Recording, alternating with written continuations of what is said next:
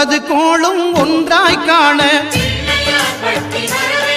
அங்கு கற்பகம் என்னும் கடவுளின் மெய்யில் 9 கோளும் ஒன்றாய் காண அங்கு கற்பகம் என்னும் கடவுளின் மெய்யில் சூரியன் முதலாய் 9 கிரகமும் பலவித குணங்களை கொண்டிருக்கும் எங்கள் கற்பக தருவில் அவை வரும்போது ஒன்றாய் சேர்ந்து பலனளிக்கும்.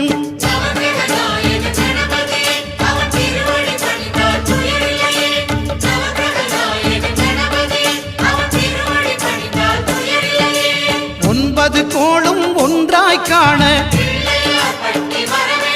அங்கு கற்பகம் என்னும் கடவுளின் மெய்யில்